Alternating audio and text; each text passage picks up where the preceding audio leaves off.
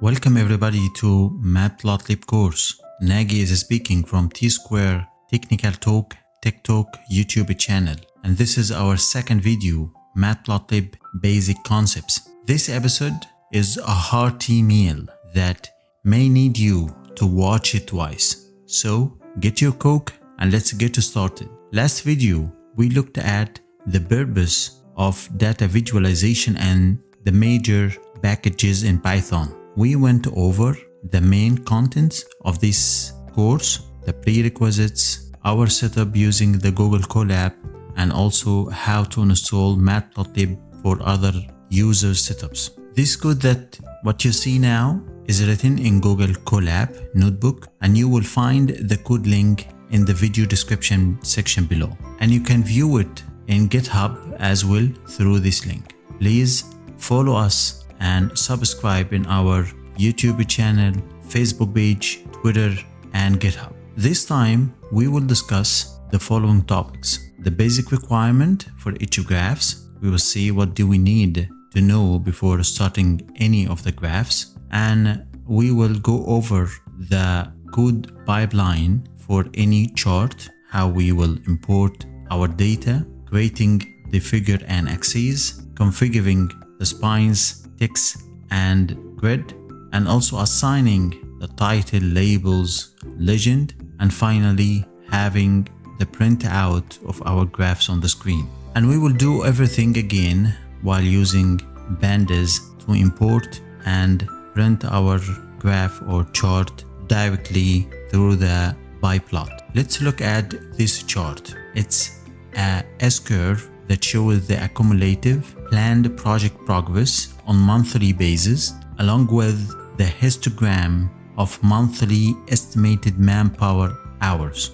Before starting learning about Matplotlib techniques, the question should be, what do we need to know to draw that chart? Obviously, we will need data. We need the data for all the points in our chart. Also, we need to have an intuition, the number of subplots and their layout. In our case here, we have only one subplot. The chart type is it's gonna be line, bar chart, pie chart, and also we need to understand many terminology inside the graph itself. And finally, we will know about the style. The data related to that chart is shown here in Google Sheet file, and you will find the link for that sheet in the below description section. As you see that we have here 3 columns. The first one for the date, which is the common x-axis for both charts, and the accumulated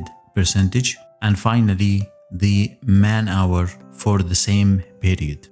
Having a good understanding of the given data helps us planning what kind of analysis and data presentation are required. Data come in many forms: tabular, text, image, audio tracking, and video. Away from the form of the data as variables are classified in 2 main types. The quantitative or numerical. Quantitative variable is simply a numeric measurable quantity in which arithmetic operations often makes sense. Within quantitative variable, there are 2 different subtypes. A continuous quantitative variable could be considered as real, decimal or fraction numbers that can be any value, like a temperature of 29.6 Celsius degree. And discrete quantitative variable, this is a fine quantable number, 2 computer screens. We can say I have 2.5 screens attached to my laptop. On the other hand, qualitative or categorical variable. This variable simply classifies individuals or items into different groups.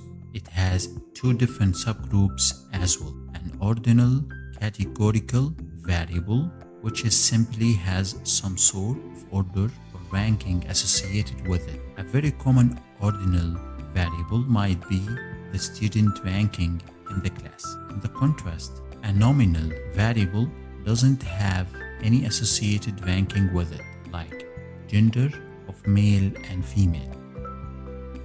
How many plots and what layout do you look for? Before starting any coding, we need to have a solid plan. How do we anticipate our data visualization. In our S-curve example, we have different data drawn in one graph.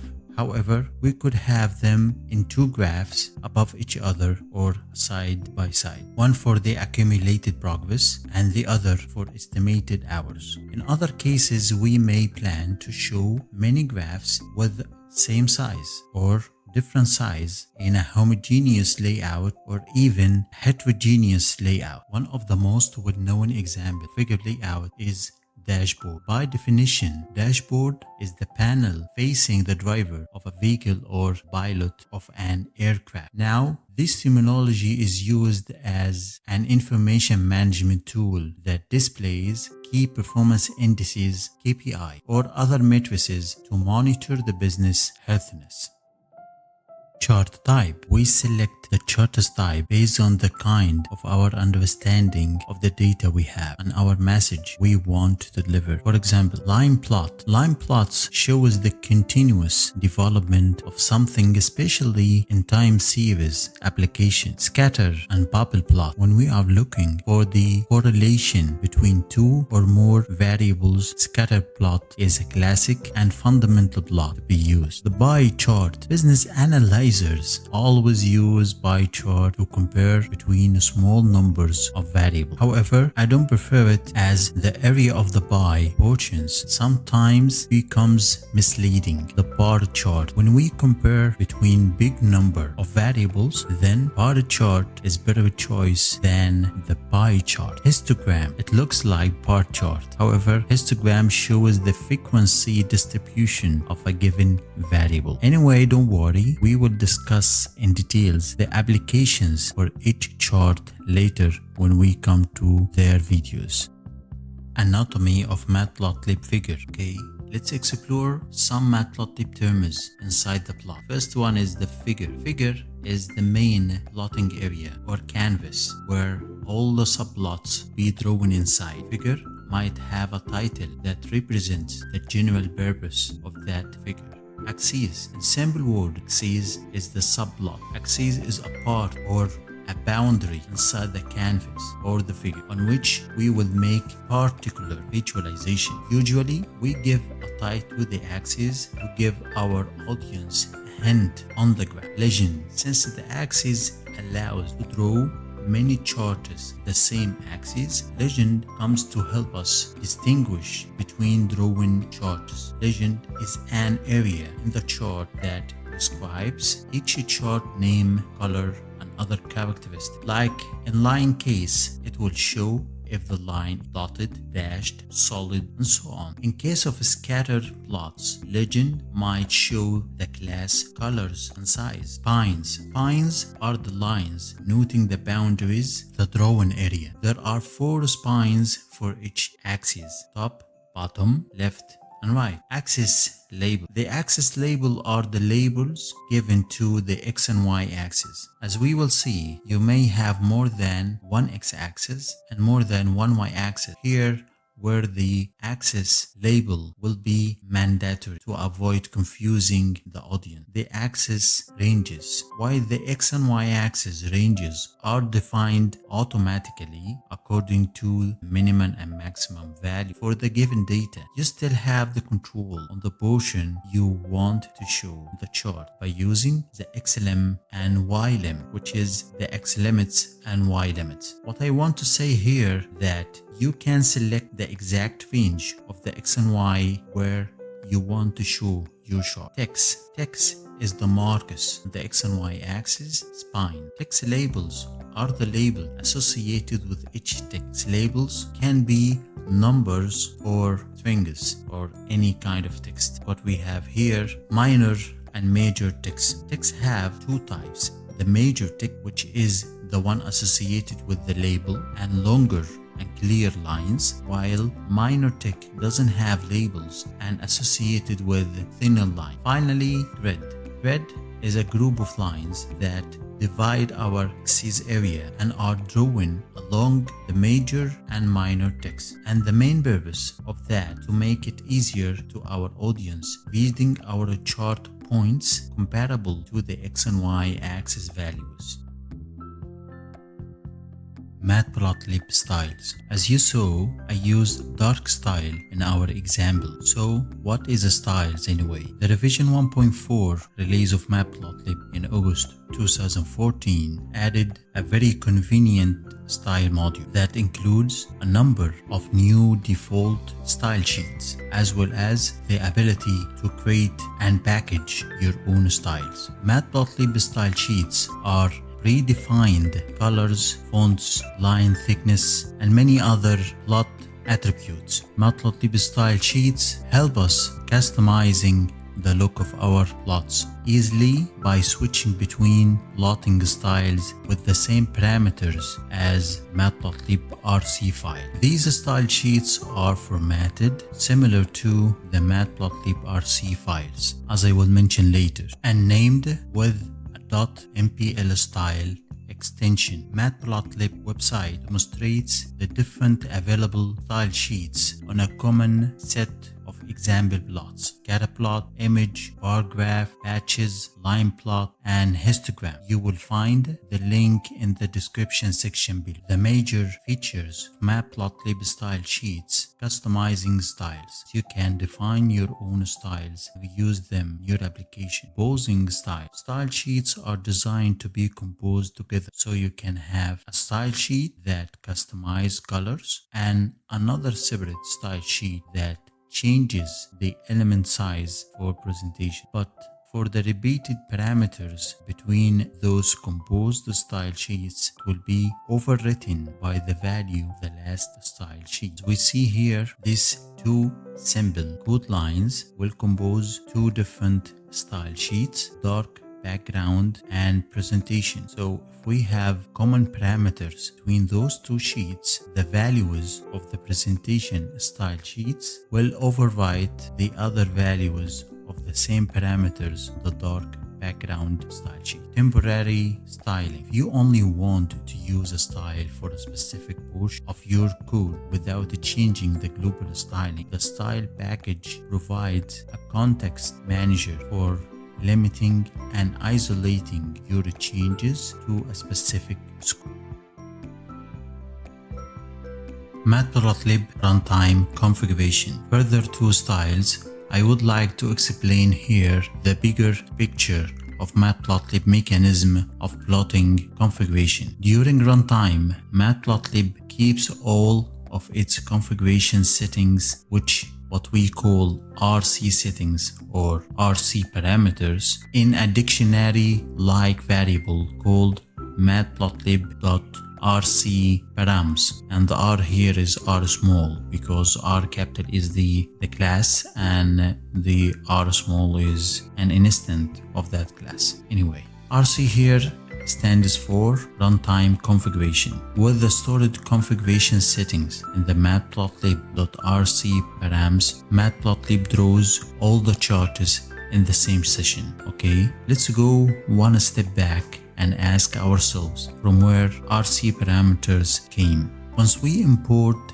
Matplotlib, it reads all of the parameters defaults from Matplotlib RC file. Matplotlib RC file is plain text file that contains all the properties and their corresponding values using the format of hash parameter name : its value, with one property or parameter per line. It has almost every property in Matplotlib: figure size, the DPI, line width, color, style, axis, grid properties, text, font, and so on. Matplotlib RC file is actually a group of files in a hierarchy that override themselves. So Matplotlib looks for Matplotlib RC file mainly in three locations as of the following order. The first one is project specific, which means in the current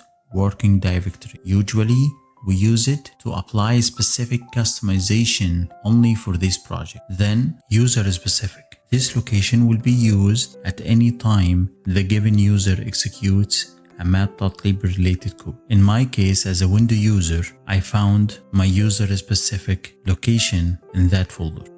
Then global. Global is the location where the Matplotlib .rc file is used to configure Matplotlib for all the users at the same machine. In my case, I found it in this folder. So Matplotlib will look first in the folder where your Jupyter notebook is located. If it finds a file with the name of matplotlib.rc, it will load its contents in the RC parameters and will not proceed with the other locations. Otherwise, it will go to the second level, which is user level, searching for matplotlib.rc file in your environment installed library folder. If it finds it, it will load its contents in the RC parameters and will not proceed with the other locations. Lastly, it will go to the global folder and load the matplotlib.rc file from there. With that,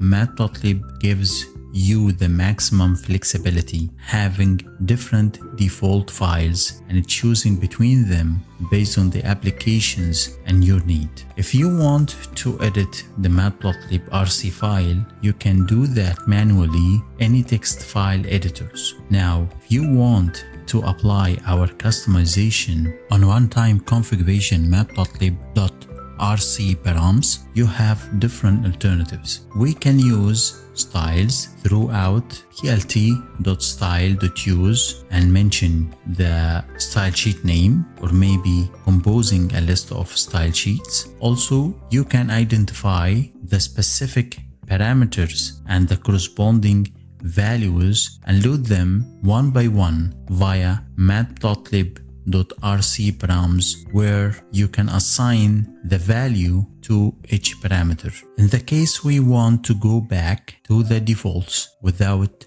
restarting our kernel, we can use matplotlib.rcFileDefaults function to restore the RC parameters from the original RC file loaded by Matplotlib, or reload the default style sheet by using plt.style.use and mention here the name of the default style sheet. Lastly, we can use the plt.rcdefaults function to restore the RC parameters from the Matplotlib internal default style in mpl.rcParamsDefaults. Now let's get started our code developing.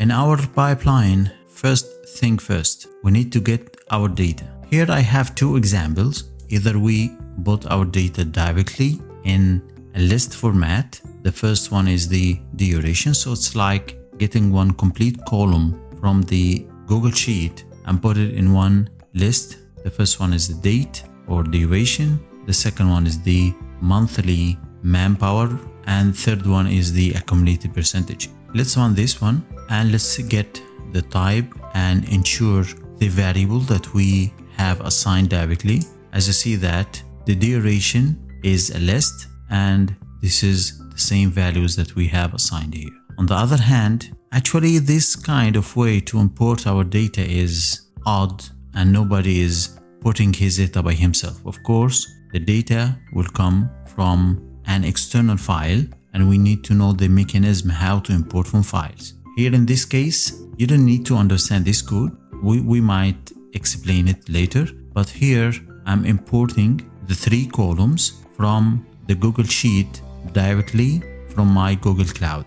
Here I'm using pandas.DataFrames, and here it reads the Google Sheet as it's a CSV file. Once we import it and print it, you will see the same table as we saw in the Google Sheet. Here the data frame added also the index starting from 0. We don't need it. Then assigning the XY axis data. So here I assign one X for the duration and two Ys, one for the line getting for the accumulated percentage and the other one for the monthly histogram. Let's create the figure and axes. Here first I imported the Matplotlib by plot module, and also I imported the Matplotlib only to show here that in the beginning by default the Matplotlib mode is in the interactive mode, and we need to turn it off by the IO off function, and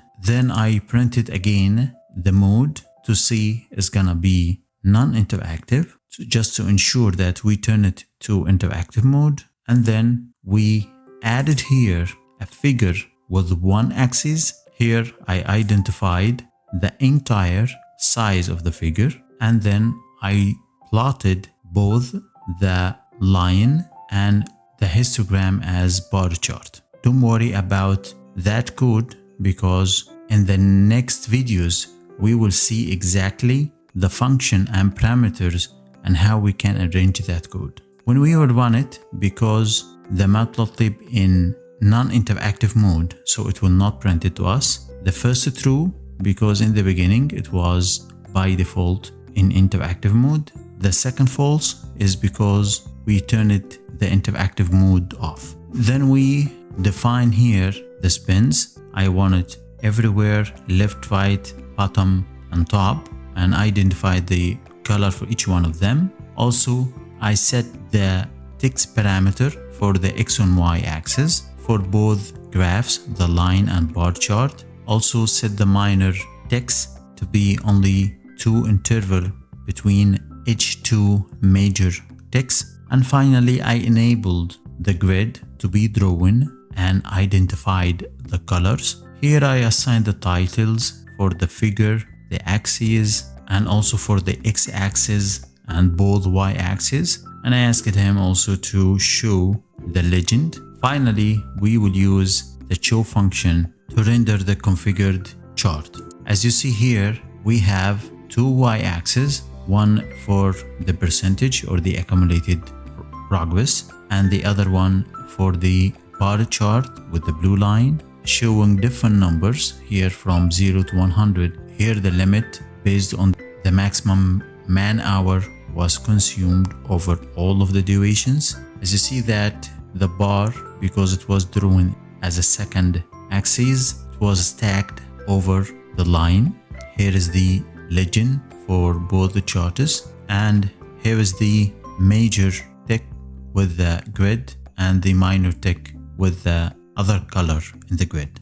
Matplotlib to show or not to show? That's the question. Last function to call before publishing our chart is plt.show. Short answer is that the show function displays the figure that we have been preparing and configuring in the previous code. However, the show function does a lot under the hood with the backend layer. It starts an event loop that looks for all currently active figure and pertained axes and opens one or more windows to display your figure or figures. Before explaining further about what this function does and if we really need it or not, we need to understand what is the Matplotlib interactive mode. Matplotlib interactive mode mainly answers 2 questions: whether and when plotting to the screen occurs, and whether the script or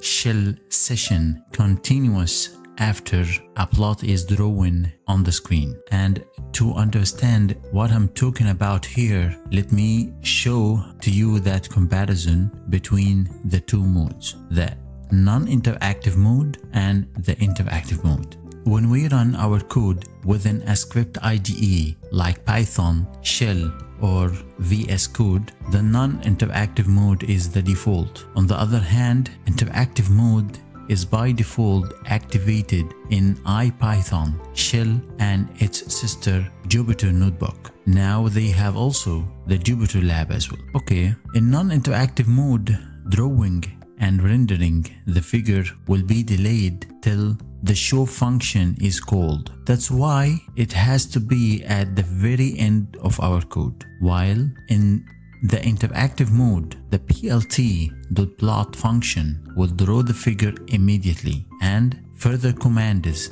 can be run to update the plot. We may need to use the plt.draw function as well, since some changes are not drawn automatically. Here, it's worth to mention that the non-interactive mode should be more efficient than redrawing the plot each time a line in the script adds a new feature. Also, in the interactive mode, the show function displays all the figures and then blocks the rest of the code line's execution until the figure have been closed. In contrast, interactive mode has no effect. However, we might use block argument within the show function to override the blocking behavior. Finally, the plt.show function is required for the non-interactive mode definitely, and it is not required at all for the interactive mode. One more thing to be aware of, that once you figure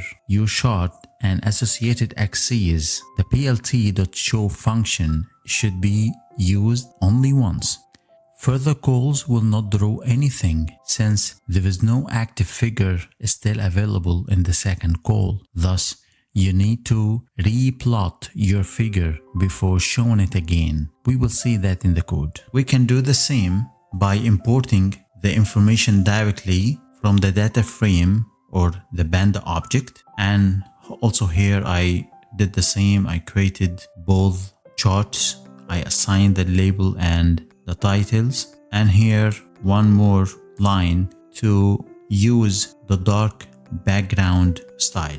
Okay, this episode, in summary, we walked together through Matplotlib basic elements. We knew about the RC or runtime configuration mechanism in Matplotlib. We developed our pipeline and executed our first graph, and we saw the different modes of the Matplotlib, the interactive and the non-interactive, and how to display our figures in both modes. Next video, we will get insights on Matplotlib architecture, the backend, artist and script layers, and the two Matplotlib interface, the object-oriented and the biplot. With that, we conclude our second video, Matplotlib basic concepts in Matplotlib course. Look forward to receiving your comments. Please subscribe to our channel, like this video, and activate the notification bell for the upcoming videos, and see you in the next video.